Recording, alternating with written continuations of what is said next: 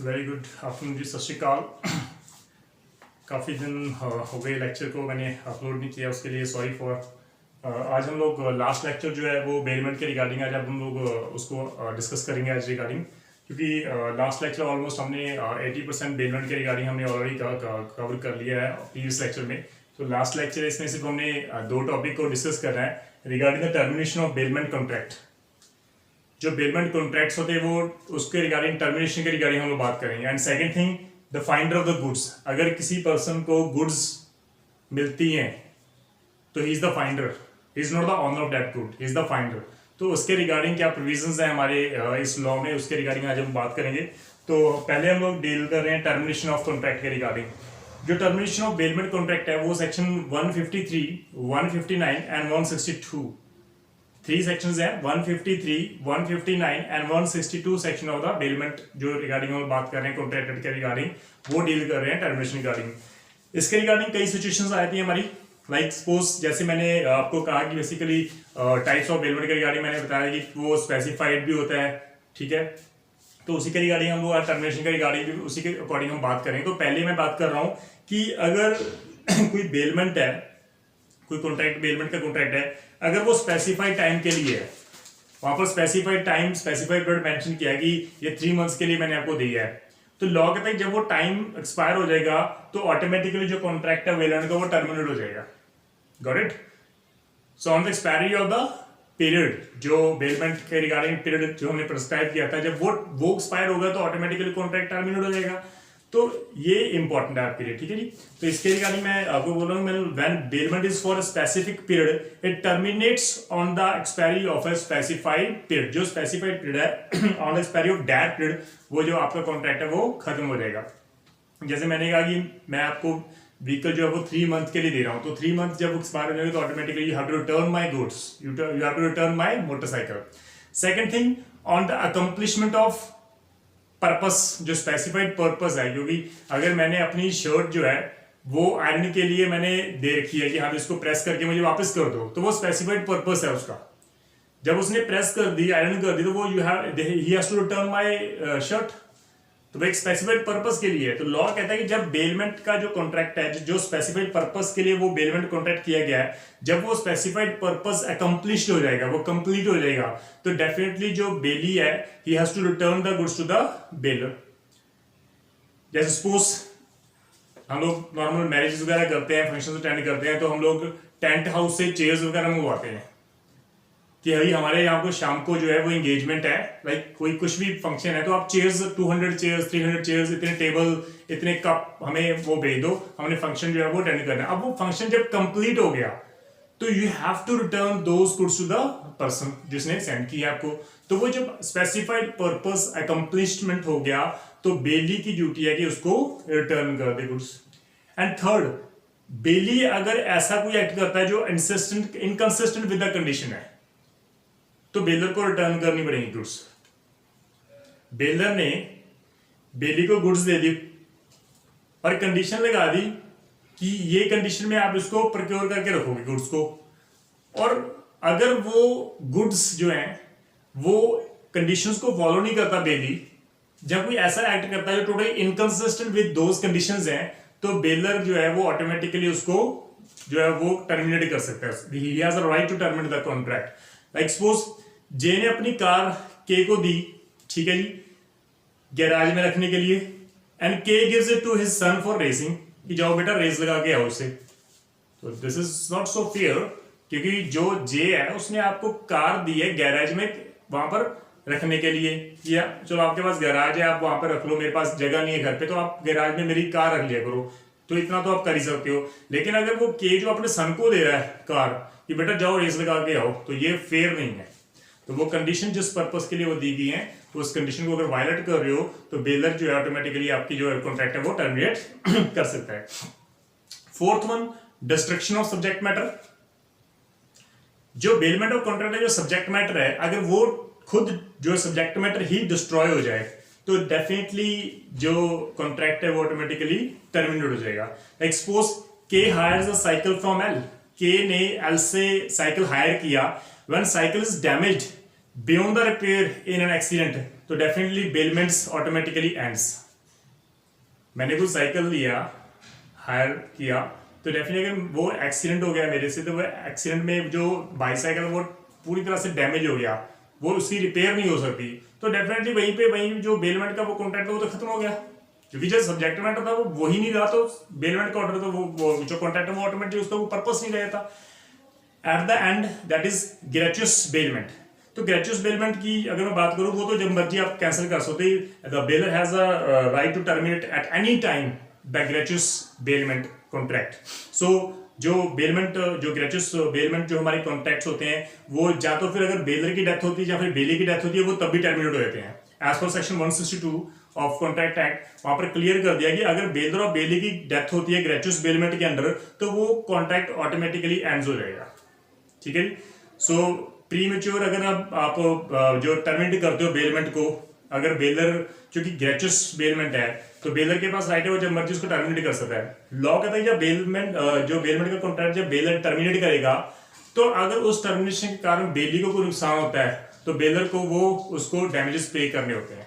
तो this is all about the termination of जो bailment contract है उसकी रिगार्डिंग बात की थी हमने। अब नेक्स्ट जो टॉपिक है वो फाइंडर ऑफ गुड्स है।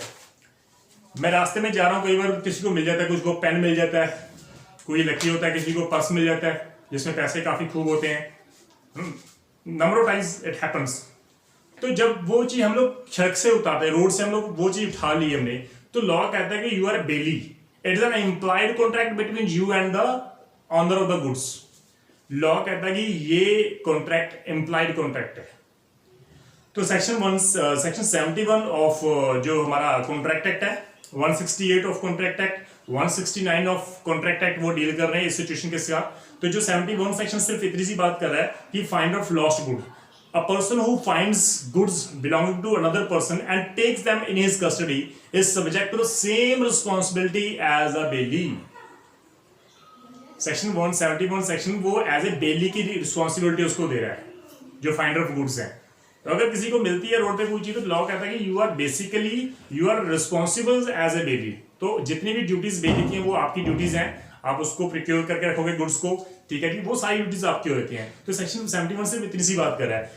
अगर जो बेसिकली जो भी ये फाइंडर ऑफ गुड्स है, तो 71 में यहाँ पर क्लियर यहाँ पर पिक्चर कर लेती कि वहां पर लिखा है सेम रिस्पॉन्सिबिलिटी एज ए बेली, कि जो बेली की रिस्पॉन्सिबिलिटी होती है वो सेम रिस्पॉन्सिबिलिटी आपकी है। दैट मींस लॉ कहता है कि यहां पर इंप्लाइड कॉन्ट्रैक्ट है between the person who finds the goods and the person who is the real owner of that good. इन दोनों के बीच में इंप्लाइड कॉन्ट्रैक्ट है बेलमेंट का, ठीक है जी। तो जो बेलर जो बेसिकली जो फाइंडर जो है जिसको गुड्स मिली हैं, अब उसकी कुछ ड्यूटीज जो है वो लॉ ने प्रिस्क्राइब करके रखी हुई है। पहली ड्यूटी ये है दैट वो सारे इनिशिएटिव लेगा, वो सारे स्टेप उठाएगा ताकि वो रियल ओनर को ढूंढ सके। तो he has to take all the initiative to find the real owner of the goods.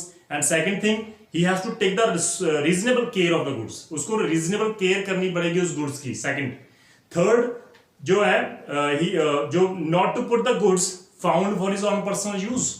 It is the duty of the finder कि वो उस वस्तु को, वो गुड्स को अपने पर्सनल यूज के लिए इस्तेमाल नहीं करेगा, ये भी इंपॉर्टेंट है। और fourth one, not to mix the goods with his own goods. The finder he has no right to mix the goods जो उसने फाइंड आउट की हैं, जो उसको मिली हैं, वो अपनी रियल जो उसका गुड्स हैं आप उसके साथ मिक्स नहीं कर सकते। तो दीज आर द ड्यूटीज जो लॉ द्वारा प्रिस्क्राइब की गई है उन पर्सन के ऊपर जिनको कोई वस्तु रास्ते में चलते हुए अपने आप मिल जाती है।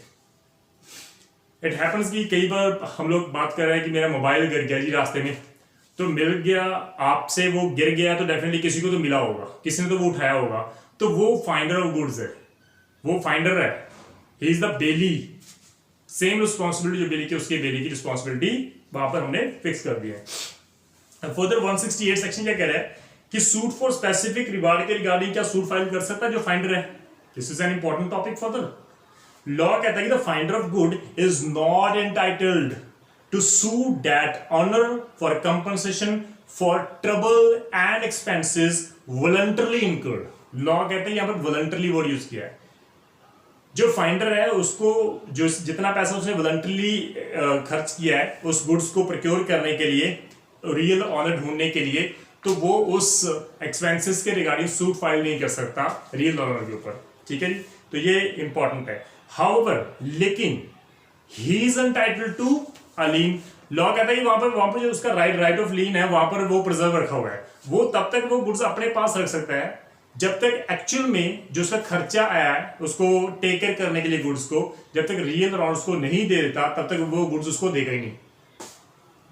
अब मुझे अगर कोई गुड्स मिली है रास्ते में, डेफिनेटली उस पे जो मेरा एक्सपेंसेस है वो 200 रुपीज है, तो मैं रियल ऑनर को करूंगा, although I have no right to file a suit against those real owner, but I have a right given by the law itself, right of lien, कि मैं वो गुड्स अपने पास रख सकता हूं जब तक वो रियल ऑनर मुझे 200 रुपीज नहीं देगा।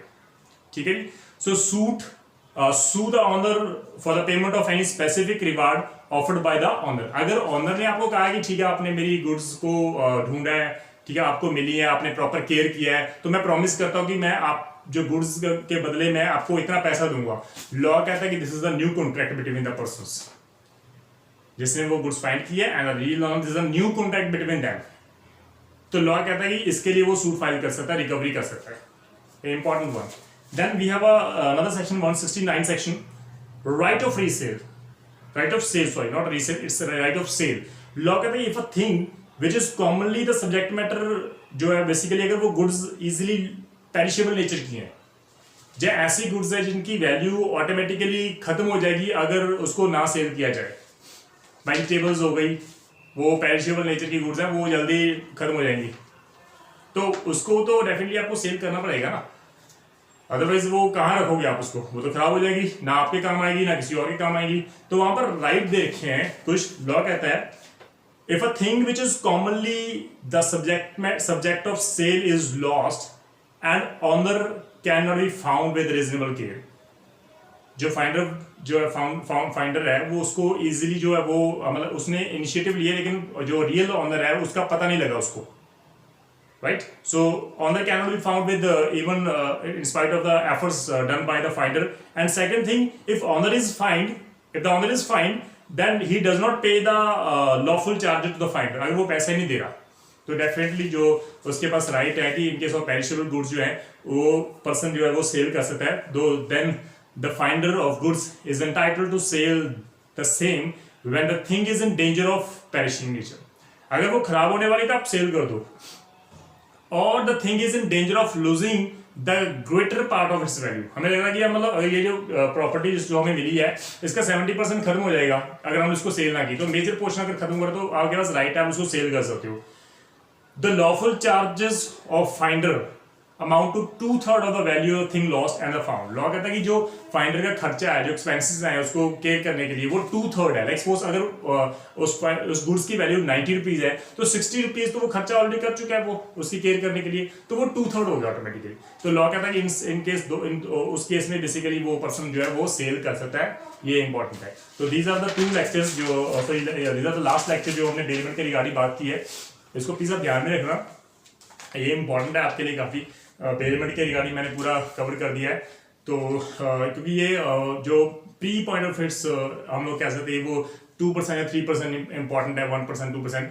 मेजर इंपॉर्टेंट बात यह है कि जो मेन में जो है वो बहुत रेयर चांस है जो हमारा सेकंड पोर्शन ऑफ जो हमारे कॉन्ट्रैक्ट वो आए, तो वो अगर आता है तो 1% चांस है, ज़्यादा चांसेस हमारे पास नहीं है, क्योंकि जो सेक्शन 1 से लेकर 75 सेक्शन तक जो कॉन्ट्रैक्ट है वो सबसे इंपॉर्टेंट माने जाते हैं main point of view, pre point of view, तो उसी में ज़्यादातर चांसेस आते हैं कि उन पे मेन क्वेश्चन उनमें फॉल कर जाए। तो प्लीज़ उसके अकॉर्डिंग आप करना, ये नहीं कि आप सेकंड पोर्शन ऑफ कॉन्ट्रैक्ट का कवर ना करो, उसको भी करो, लेकिन उसको सिर्फ समझ लो कि हमें वो क्या कहता है, सेक्शंस देख लो, that is more than sufficient. In case of any problem please अगर आपको डाउट लगता है तो प्लीज आप डिस्कस करना। और वन मोर रिक्वेस्ट, ग्रुप में एक रिक्वेस्ट है मेरी, अगर कोई क्वेश्चन पुट करता है तो जिस पर्सन को आंसर आता होता है प्लीज वो रिप्लाई करो। ये कॉम्पिटिशन है हमारे लिए, ये आपके लिए एक प्लेटफॉर्म है, आप उसका आंसर दो, हम एटलीस्ट दूसरों को आप जाहिर करोगे आई हैव अ नॉलेज, ठीक है जी। तो ये बेसिकली ये ग्रुप का हमारा फायदा होता है, जिसको भी अगर कोई प्रॉब्लम है, अगर कोई क्वेश्चन पुट करता है तो दूसरे पर्सन सिर्फ क्वेश्चन देख के उसको छोड़ मत दिया करो, प्लीज आप उसका रिप्लाई उसको दिया करो, ठीक है जी। अगर मुझे लगता है कि हाँ भी अगर ठीक है, अगर जहाँ पर मेरी जरूरत हुई तो डेफिनेटली मैं भी रिप्लाई दिया करूँगा, ठीक है जी। But first of all you all must participate in this group ताकि दूसरों को भी हेल्प हो सके। And must you share all with your friends, ताकि नंबर ऑफ पर्सन जो है वो सब्सक्राइब कर सके, इस चैनल का बेनिफिट ले सके। तो थैंक यू सो मच, सत श्री अकाल।